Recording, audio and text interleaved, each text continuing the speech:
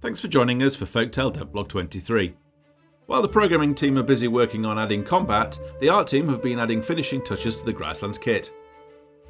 In preparation for goblin warships offloading waves of goblin invaders intent on ransacking your village in the upcoming patch 0.3, we've introduced Shoreline, which you may recall forms part of the human village in the tutorial.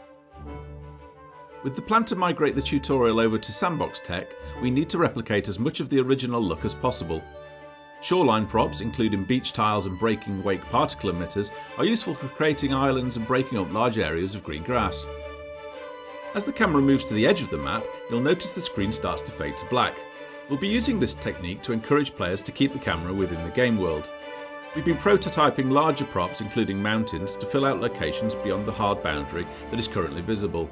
We'll take a look at those in a future blog once they're ready, but for now they aren't a priority, as our efforts are predominantly focused on content that contributes directly to gameplay, including buildings and characters.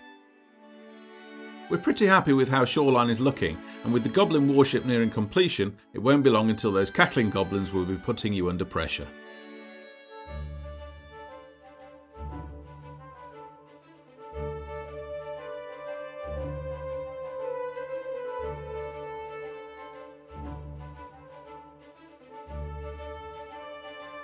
Over in the village, we now have chimney smoke rising, and at night time the glow of candlelight can be seen escaping through the windows.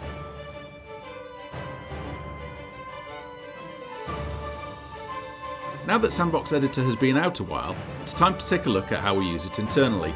I've recorded the process of making the shoreline scene earlier, which will be making its way into patch 0.25, which we hope to have out shortly. The quickest way to work in the editor is to make extensive use of the copy and paste keyboard shortcuts to duplicate tiles that you've already placed in the world. What we're most interested in is the tile shape rather than the textures on it. Textures are generally applied using the paint tool once the terrain has been defined. As a tip, if you are creating shoreline, it's best to start with the seabed at the lowest possible level and work upwards, adding water and finally wake particle effects.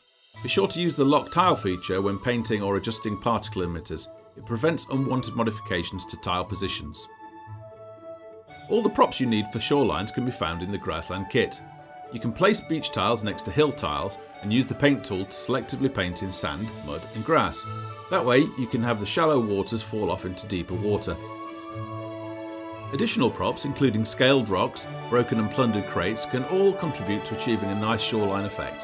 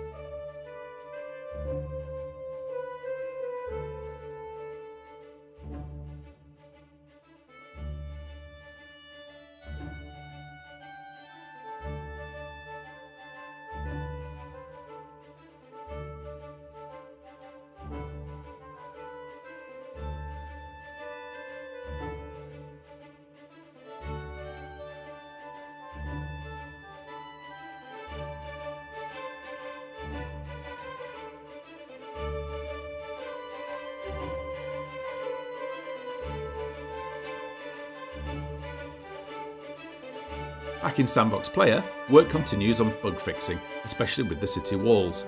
Villagers can now climb stairs properly, run along curtain walls and pass through gatehouses and towers, enabling them to run full circle around your defences. We've still got a few glitches to iron out, especially when stairs are built too close to non-walkable areas, but we hope to have that fixed in time for patch 0.2.5. The content team have continued expanding grassland creatures and characters to ensure patch 0.3 will be packed full of interest. Here we have the Earth Mother, who with her forest imp minions will be found protecting her forest glade somewhere on the map. In later patches you'll be able to befriend her or make her an enemy depending on the choices you make in quest storylines, but for patch 0.3 she'll be a treasure guardian. Forest imps are cannon fodder that will attack you as you enter the realm of the Earth Mother. They are the first flying beast to be added and will be agile enemies. Giant snails protect their egg nests that can be harvested for crafting into goo potions, consumables used in the goo trap. They aren't quite as docile as they seem, with a number of defensive mechanisms to put up a vicious fight when their hatchery comes under threat. Wolves are one of a number of natural feral creatures that inhabit the world. On their own, these canine hunters won't present too much of a threat, but when in a pack, they may quickly tear through your ranks. While half the team are focused on polish for the patch 0.3 milestone, the other half are engaged in producing what we refer to as downstream content for inclusion after the milestone is reached. That includes the kits for the different environments including desert, snow, lava and swamp, and the inhabitants that live there.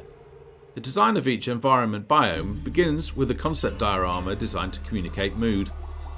When the diorama reaches a state that we're happy with, work is branched into 4 tasks: textures, characters and architecture, loot and soundtrack. The first is the production of a series of low-resolution textures using the diorama for reference. Adding in basic lighting and painting some quick terrain geometry, we're able to confirm colour, contrast and scale before scaling up the textures and painting in the high-resolution detail. With each biome being home to beasts and intelligent races, the second parallel task is to define what lives there, how, and the relationships between them. Having introduced goblins in the tutorial, we're expanding their culture to incorporate their habitat. What sort of things do our goblins eat? How does environment influence architecture? Do they have a belief system? Do they have any natural enemies? All these questions feed into creating a consistent racial story. While the budget does not currently permit us to make the goblins a playable race for launch, we are able to introduce a believable AI-driven village while keeping the option of a playable race open for DLC. We all love loot, and the RPG element of Folktale would be incomplete without it. Having defined a culture, we look at the items a race use. We wouldn't want goblins dropping useless items, so instead we focus on weapons and armour, crafted items, and finally legendary items that form a race's backstory. Concept sketches become loot icons, and once signed off, handheld items are produced as 3D geometry and hand-painted. And that about wraps it up for Devlog 23. Thanks for watching, and thanks for your continued support during development.